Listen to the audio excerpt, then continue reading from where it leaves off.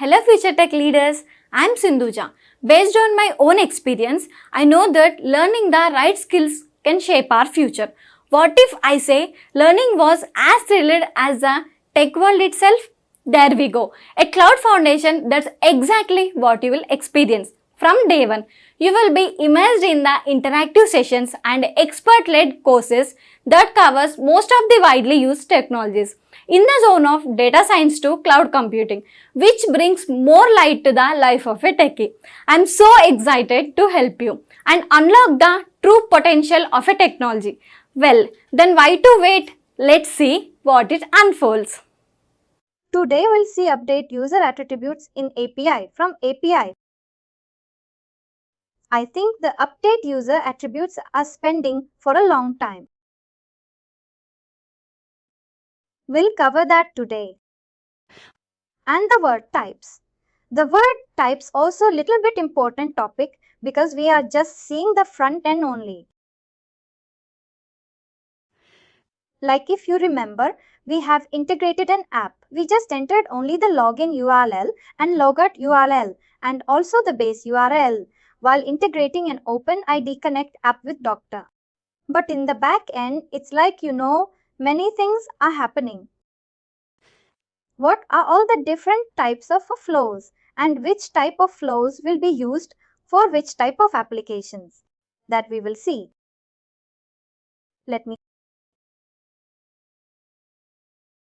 If you remember, we have seen until that day. Authorization Code Flow and Client Credentials Code Flow, Resource Owner Password Flow, Authorization Code Flow with PKCE.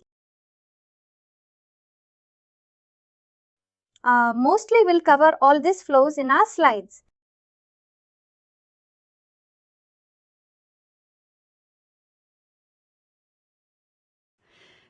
And you will understand, how the user account information are getting transferred and how the user access information are being transferred.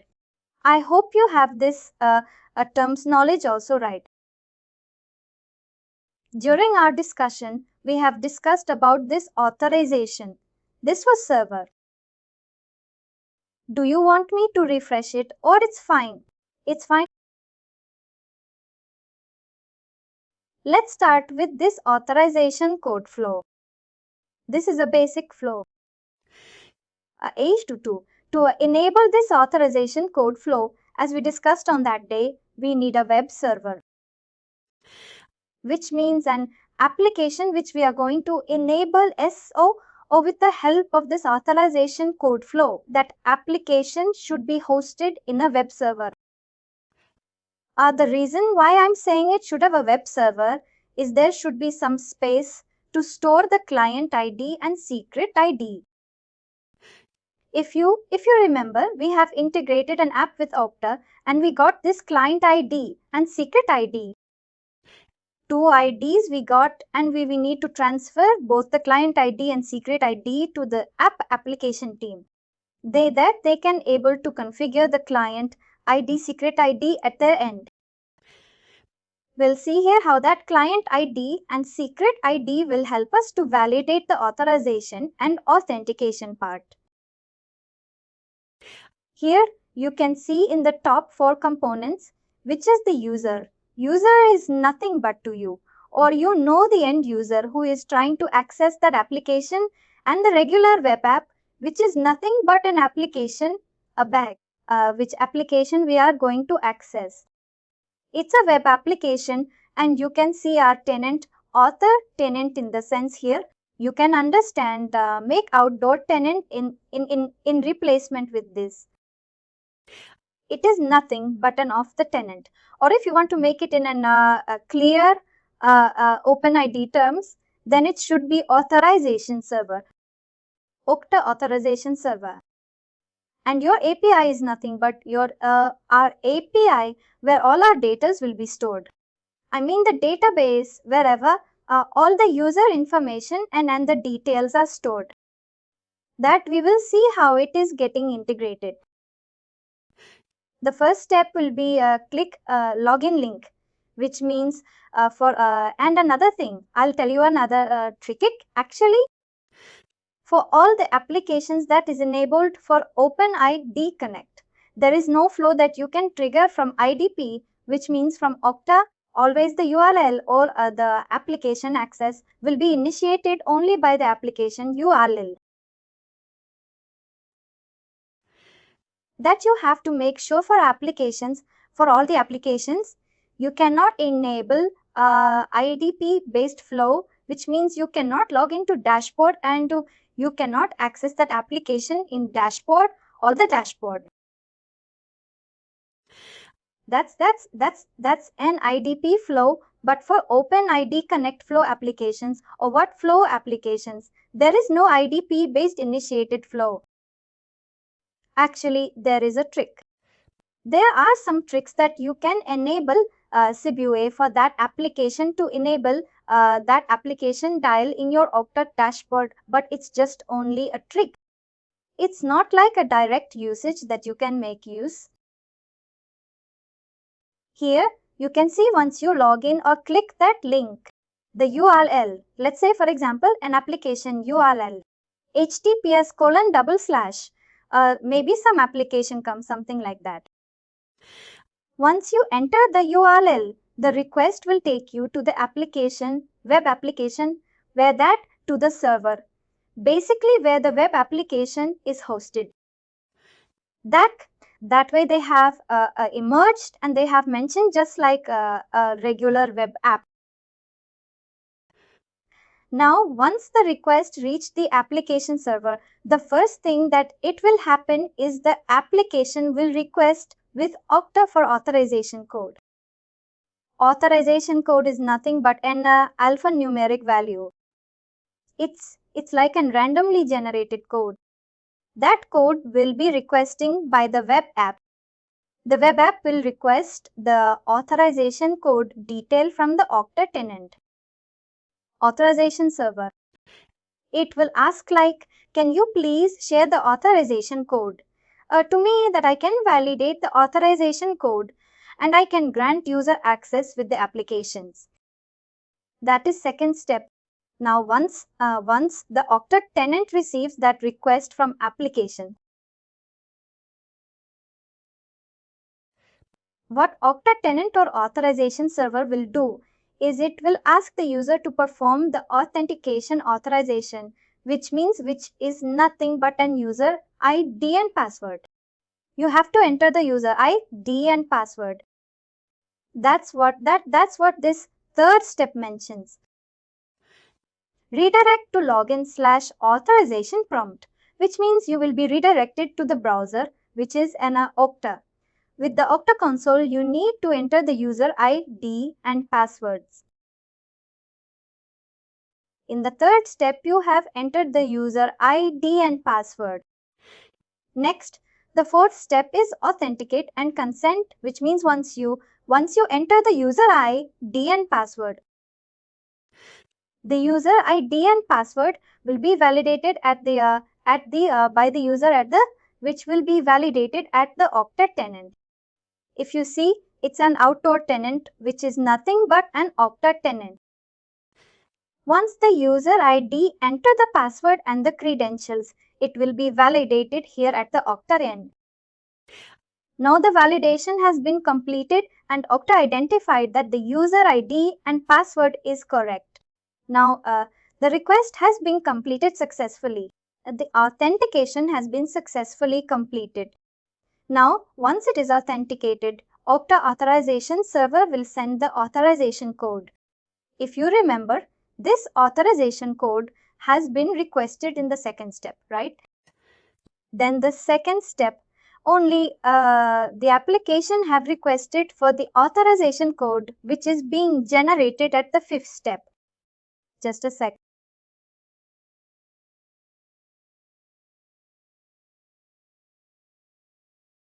The authorization code has been generated at the fifth step. The authorization code will be sent to the application now. If you see regular web app, that is fifth step.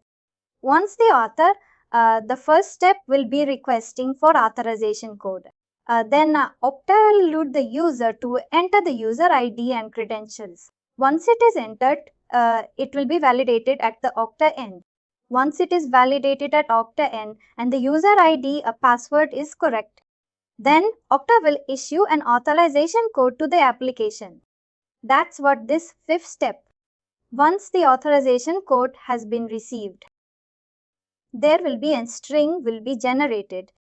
String is nothing but an alphanumeric value. How it is generated? If you remember, in the second step, the application have requested for authorization code which has been shared. At the fifth step, which means Okta have sent an authorization code to the application.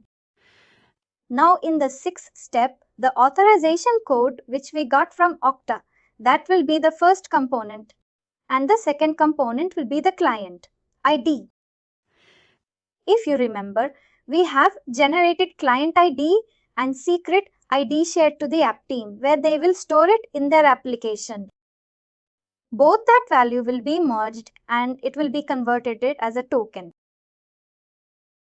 Totally 3 components: authorization code plus client ID plus secret ID. All these 3 will be merged and converted as a token. That will be sent back again to the Okta tenant. If you see that, what happens at 6th step? Now, if you remember, Okta have generated this authorization code flow in the 5th authorization code in the 5th step. And Okta knows the client ID and secret ID. Whenever the application integration happens. Once all these 3 things are merged from the application and it is being transferred from the application to the Okta, Okta will validate all these 3 whenever that token caught it. Whenever the Okta received the token from the application. That's what here it says. Once the authorization code plus client ID plus client secret, all the 3 information will be validated at the Okta tenant itself. Is it clear? Any questions on this? Once Okta validates all the 3 components, because the authorization code has been generated by Okta and it is transferred to the application.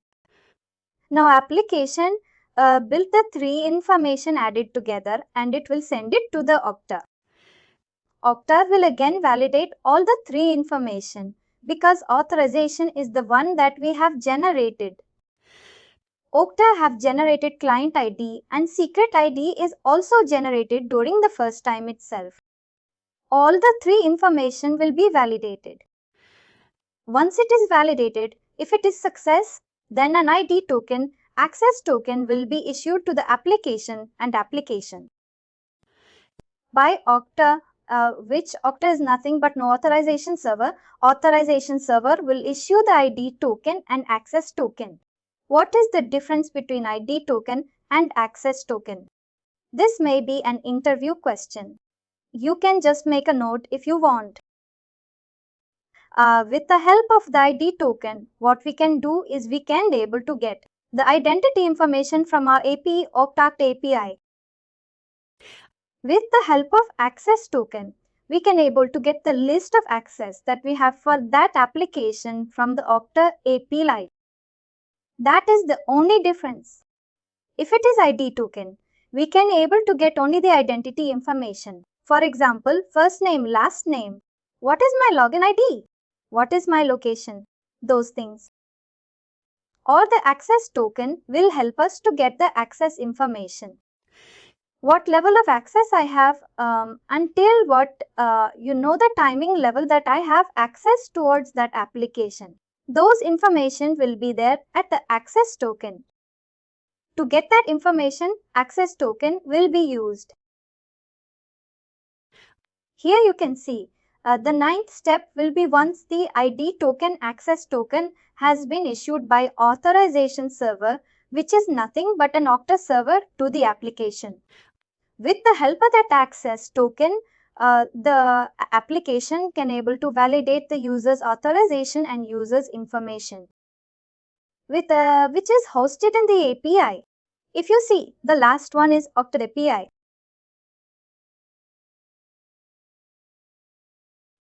Is it clear?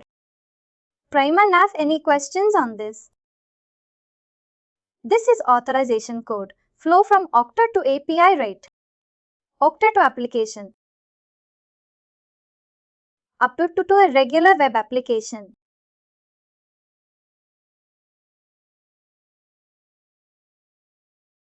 That's a here. If you see it is validating the code which is generated by Okta. That's the reason it has been named as Authorization Code Flow. And I'll come to this one, authorization code with PKC, before covering these two, because authorization code flow. That is the reason.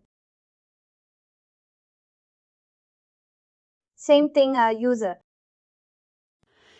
Application here. Author tenant, which is nothing but an Okta tenant, and API, our API. We'll see how the data is getting transferred with this. The first one is user trace. What is that? To perform that, a PKC is nothing but proof key code exchange. PKC proof code H. You will understand what is the meaning of this PKC in this flow. The first step is the user enters the login URL and the user will be routed to the application server. The user will be routed to the application or the web server. If you see, it is just mentioned as app, because this kind of application doesn't have server. And if you remember, in the authorization code flow, we discussed that we are sharing the client ID and secret ID, which will be stored at the application end. But in this flow, the client ID and secret ID will not be generated and it will not be shared to the app team. Also, you cannot see this client ID secret ID in this flow. Also, we'll see that how it works. It is just used for an application which doesn't have any server hosted or any space to save the client ID and secret ID. Such kind of applications only, for example, HTML app or a JavaScript app, or maybe you can take some applications which has been built on, for example, mainly the JavaScript applications and a browser-based application, which means an application you are generating and that application will be hosted only at the browser or only at your system. There is no web server. There is no application server. There is no application where nothing is there. Such kind of application, you need to go ahead with this flow, authorization code flow. And if you see, whenever the user accesses that link automatically, it will route you to the application end. In the application, there will be an option to generate a code. Two things will be generated. First thing is code. It will be like a code, normal code. It will be like normally like the code will be like alphanumeric value. It doesn't have any alphanumeric, but it will be a combination of alphanumeric value. The code will be generated and also the code challenge will also be. What is the difference between code verifier and code challenger? Code verifier is nothing but a process to verify that code which is being generated. And code challenge will be used for challenging that particular code that got generated. Beginning. Verify is nothing but an verification process happening, but challenge is happening at the author tenant, which means an Okta tenant. That's the reason. If you see, we are using some code and we are verifying it. That's the reason it has been named as PKC, which means Proof Key Code Exchange. We are generating a code and the code will be exchanged between applications that will be used as a proof key. That's the reason they have named us PKC, Proof Key Code Exchange. The code will be generated and it will be exchanged between applications, and that code will be validated as a proof key. Proof for a key, basically. That's the reason it has been named as PKCE. Now we'll come back to this flow. Once it reaches an application will generate a code verifier and code challenge into the application itself. Now, once it is generated, the authorization code request plus the code verifier and code challenge, it will be sent to the artwork. If you remember, whenever we are creating an application with authorization code alone, we got client ID and secret ID. If you create an application just with authorization code with PKC, you will be getting only authorization code. Sorry, I just got misconcerted. Let me come back from this point. Once the request has been reached the application, it will validate. It will generate a code value at the application end, and the code value will be added to the authorization code request sent back to the Okta.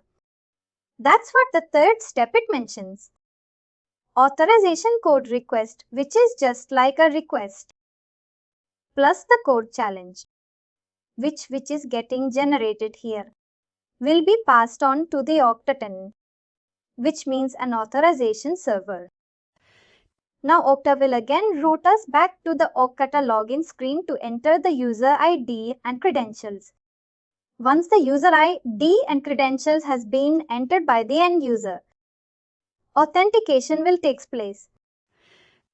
Once authentication has been successful, then the authentication consent details will be sent to the app, Okta app again. In the Okta app, again an authorization code will be generated. If you remember in the authorization code flow, first authorization code will be generated just like that. But here, before generating authorization code itself, this code is getting generated. That is the only difference. Now you got the authorization code generated by Okta, which will be sent back to the application.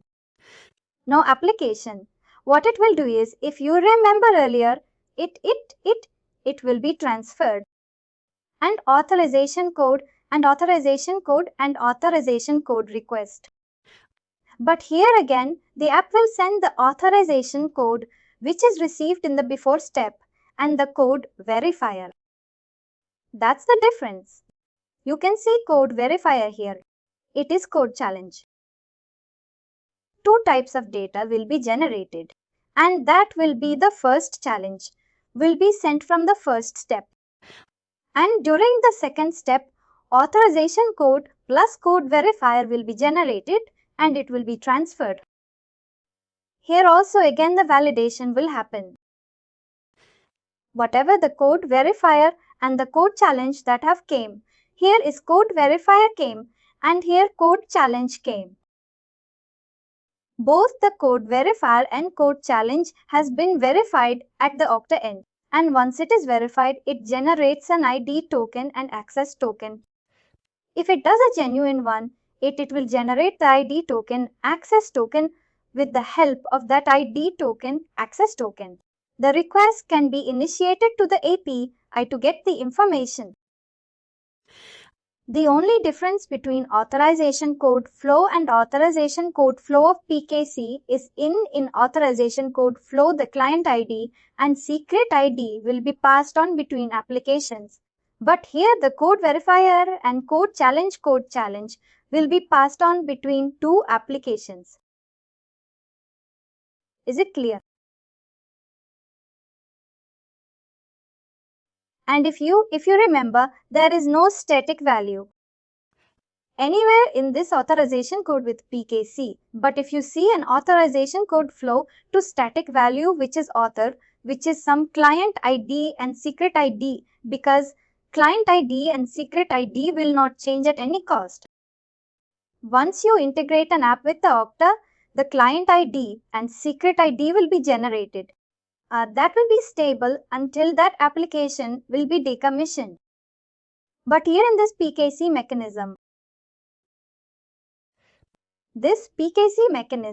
each and every time this code verify and code challenge will be generated, which will be unique for each and every request. That is the main difference.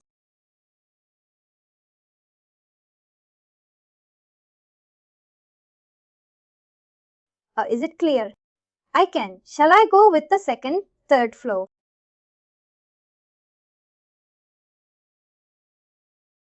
Now let's start with the client credential flow. What is the purpose of this client credential flow and when it will be used? When we are using client credentials flow. Now let's take an example that your Okta is going to talk with another application, which means there is no human intervention in the middle.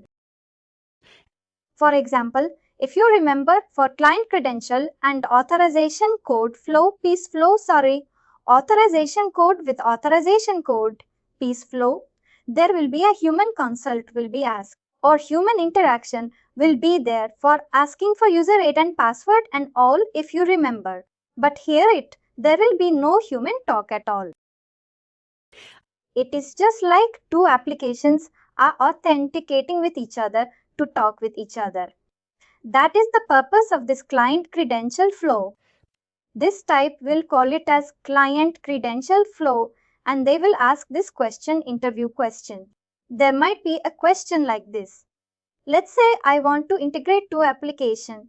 That application wants to talk with each other in a secure way. What is the mechanism that you will use to secure those applications? Two applications.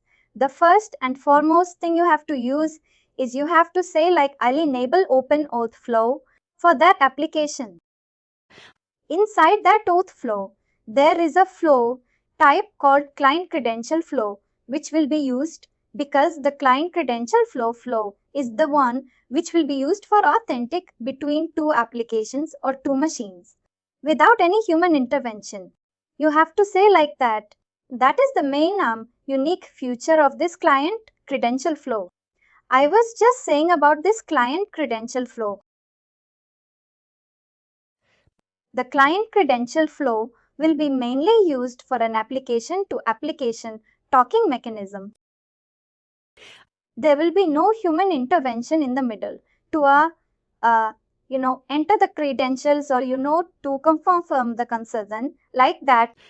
If you see in the authorization code flow, there will be a user tab where the request will start from users and it will come to the authentication and consent, and at the last we'll get the page also. For that we will be users will be there. But in this client credential flow, it's like talking application itself talking with each other. If you see, it's an M2MM app, which means application to application communication app. That we will call you, and there will be no human in the middle to approve or to review. Let's take this scenario. You have built an automation in your organization. In that automation, each and every day, let's say 1,000 plus requests are being processed. All this thousands requests should be genuine. One right. Let's say your automation application is going to talk with Okta. How Okta will trust that the automation tool is the one which is sending this many thousand application. How Okta will recognize that at the same time, whenever Okta sends some data back to the automation application, the automation application should trust that application should address that Okta. Then only it will confirm that it is coming from a genuine source. If you leave it like that, any user or anyone who have any of the data to access the doctor application, he can able to access it without any issue. To avoid that, what they are doing, right? They are doing this authentication between two applications with the help of this client credentials flow. Here you can see the component. It is M2MM app, which is an application and authored, which is nothing but, and authored, which is nothing but. If you see the first one itself, here also it is something related to the authorization code flow. In the authorization code flow, if you remember, once the application request for authorization code, which will be sent to the Okta, Okta will send back the authorization code back to application. Same here. If you see the client aid and secret, it will be stored at this application already. What the application will do is the application will send the client aid and secret it to the author or Okta tenant, and the client aid and secret it alone will be validated here at the Okta, and it will send the access token back to the application. If you remember, in the authorization code flow, initially there is one flow which will be like there is a request for authorization code will be generated, and the authorization code will be the request will be reached. The application Okta will generate that authorization code, flow authorization code, and send it back to the Okta tenant. From that only, it will merge that secret aid, client aid, and all it back to the Okta. But all those steps will be eliminated in this type client secret, client credential flow. And in the client credential flow, the first step itself will be like initiating the client aid and initiating client aid and secret aid, sending it to the Okta to validate the client area and security. If the client in secret aid which is sent from the end application is valid, then Okta will validate that and it will send an access token back to the application end application. In the end application, access token will be used for getting the access back from the Okta. That is the only difference between client credential and the authorization code flow credential methods. Any questions on this? It's fine. If you are attending any interview for source first, it will be like 30% in SAML application, SAML flow, how the SAM flow works and how the SAM applications is being integrated. And at least 50% of the question will come from this OAuth flow or the OpenIT flow. For sure, because everyone knows it is very boring and it is very complex. But that should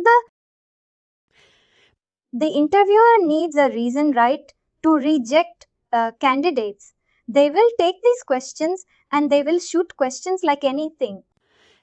Even if you work in this water open it for more than 5 years, you will not understand everything end to end. It's like, a mystery kind of thing. There's OpenAid and worth. It is very rare people like they know end to end OpenAid, and what it's like only 5 to 10% of the people in the world. I can say that's complex. It is I would suggest just better learn this flow. This flow will give you a difference and you can able to crack an interview easily, because whoever is asking question, they will also know only this flow. They will not know more than this for sure. Maybe you can take some time. Also, you can just go through these flows and learn this flow. This is very much important for interview purpose only. But if you're going to integrate an app with Okta or that, you don't need this flow on doc. It is very simple, sure. Let's see the final one, which is a resource owner password flow. This resource owner password flow, this will be used on very old legacy applications. Which means they don't even have a web server, or they don't even have an application server to host their application. They will be doing in some complex legacy kind of thing. The final one is resource owner password flow, which is nothing but which will be used for very legacy applications. Mostly, this is not a suggested way to enable so far an application by using this flow, because this will be explicitly stores user rights. Sorry, it will explicitly stores the service account or some passwords in an application. If you break an application, or if you hack, or if you try to inspect an application automatically, you can able to see this user aid and token and all. Sorry, user aid and password, and also it's It's not at all an suggestible way to enable this, but if you don't have any other option, you can go ahead and enable this. It is very simple. If you see user app is there, Okta tenant is there. API is there. The first thing is a user will click the login and they will be routed to the Okta tenant. In the Doctor tenant, it will be having the user ID and password. In the request itself, the user ID and password will be validated at the Okta tenant. Once it is validated, the access token will be issued back to the application. With the help of that access token, you can able to get the data from your API. Simple, it's not like a very complex thing. Only thing is you are entering the user ID and password whenever you are clicking the all. Once you click the user any and password will be validated, which will be passed from an application to Okta in Okta. It will be validated. Once it is validated, the access token will be issued. That's it. It's like, very simple flow. Only there is no complex thing here. Is it clear? Any questions on this?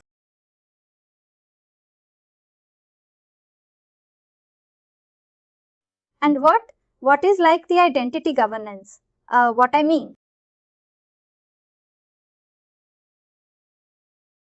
where we are using and what is that using for? Like identity governance, actually Okta identity governance, it's just like a new tool. If you see workflows, right? Workflow is an external tool that they have integrated with Okta for using purpose. Same thing for Access Gateway. Access Gateway is an external tool which will be integrated with Okta. I mean, not external. It has been identified by Okta. Same thing. They are introducing this identity governance tool, which is published in market recently. New tool actually. Here you can see, right? It is mainly used for access governance. Do you know what is access governance? What access governance? Actually, I opened this one. I just able to see, like, three workflows means that is like, automations, like, that one day I think which is we discuss, like, workflows once we give the details. Initially, we do just to give that some flow that if any join us, it will be automatically works. That your workflows. I just have some little bit idea. But this life cycle management and access government, I'm really not. It is like, see, identity life cycle management is nothing. But you know what we did, right? If you remember, we have configured some rules and all. With the help of the tool, whenever the user account is getting created in Okta, automatically they will be added to some default applications. And it is a one step of lifecycle management of an account. For example, if you want to perform the same thing whenever the user leaving the organization, you want to make some changes for that account automatically. All these steps are, for example, if the user is getting migrated from one location to another location, or he is being promoted from a senior level person to manager level person. For example, if it is a senior level person, you can have access for all the technical stuffs, which means an Okta admin console, a code repository for those things. But if you are a manager, you should be having a position just to manage the team, not like, writing a code, right? It's like a person who is writing a code or implementing some applications. No, we should not do it. Okta will automatically analyze these things. For example, if a user is promoted from senior to manager, automatically that unique restrictions will be applied for that application for that user.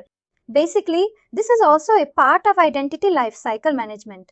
I think they are building a separate tool for such kind of scenarios. And another thing, I'll tell you what is this. Access governance, for example. This time you are joining an organization. You joined an organization as an Okta admin, L2 admin. Let's say you are joining as an Okta L2 admin. You got some level of access in Okta and you got some access to some R servers also. All the Okta related stuff you got access now. Now, let's say, for example, after 2 years or 3 years, you moved from Okta team to, let's say, Workday team. You moved from Okta team to Workday team. Now we have to make sure that all your Okta related access should be blocked, or it should be removed, or it should be terminated. All the access related to your Okta should be blocked. How that we can make sure that all your access are removed properly? That we can do with the help of the access governance. What it will happen in the back end is on a periodic manner, let's say for example monthly once or 3-month once, all your access will be validated, or the access or the people who have access to the Okta solutions. You know, the Okta servers of the admin console. Those people's access will be validated either by your manager or the product owner. For your organization, they will be validating whether you are an eligible person to have or part of this team access or not. If you are not eligible, your access will be restricted that time itself. If you are eligible, then you can go ahead and continue with the same position. But if you are moving from your from Okta team to Workday team, then you should not have access in your order Okta details. Right? All your Okta related documents access, server access, everything should be blocked. How we can? We are making sure that it is blocked appropriately. For example, today you are moving from one team to another team. By today itself, your access for Okta should be blocked. If not, then what you will do is you may go to Workday team. You will work something in our day for a few days. Later on, you will update something in Okta without reaching Okta team. If you got access, you can be able to go ahead and do it. It should not happen. That's the reason they are bringing this access. Governance, which means they will govern. They will governance this access on a periodic manner. For that, we need a tool which Okta is generating right now. Actually, that means for access governance. Also, there is a separate tool for cross-check of based on the job title or whatever. It will be based on that. It will be changing the permissions in access. They are saying all the products will be included in the one product, which is an identity governance. All these three workflow, lifecycle management and access governance will be merged, and they'll be introducing this as an Okta. Identity governance workflows means that is the flow. When is only for the new joiners, or what is that like? No workflow, exactly, because access governance, it's already the validating the access of employees. Right? The life cycle management means like automatically onboarding and onboarding the accounts, giving the permissions access. It will be already is there in the life cycle management. Actually, workflow, it will be used just to reduce our work. That's it. It's not like, it will not act as any unique, as same as access governance or identity life cycle management. Identity life cycle management, what it will do? It will play a role of migrating and user profile from one role to another role, access governance. It will play a role for, validating the user access on a periodic manner.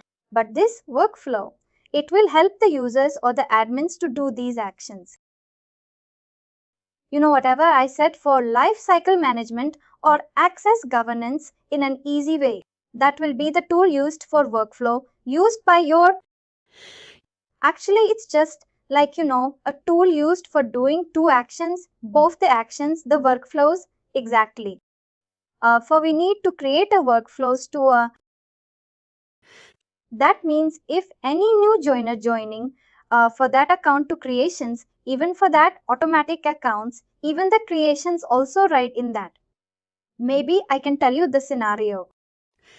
Let's say, for example, I said the first scenario right. If the user account, if an account is moving from one role to another, which means a senior role to manager, how that will be identified? Because A will be the one who will promote you, which means it will be updated only at the system, and that will be updated at Okta also automatically. But how you will identify that as an Okta admin? How you will identify that? What you will do is you will create a workflow saying that if the user title attribute is getting updated from senior to manager, then you will define a query, then you will define a flow. Like if the user account is getting upgraded from senior to manager, add these groups, remove these groups, or add this application access, remove this application access. Notify a message in Slack. In that case, these three are like interlinked with each other. That is correct. That's just gone. Means based on the workflows. How? Like you know this, if any promotions to one name, one employees, like one position to another position, the based on the workflows, this access can change that rules to that user. Yes, correct, right. Correct. These three are like together. They are working, not like. No, it's not. Like you can. You can do only this individual life cycle alone. No, for performing life cycle, you need workflow. For performing access governance, you also need workflow. These are likely interlinking with each other. Of this identity, governance means these three combined together work as the life cycle management and access government. Yes, correct. And finally, do not forget to like, share and subscribe to our channel.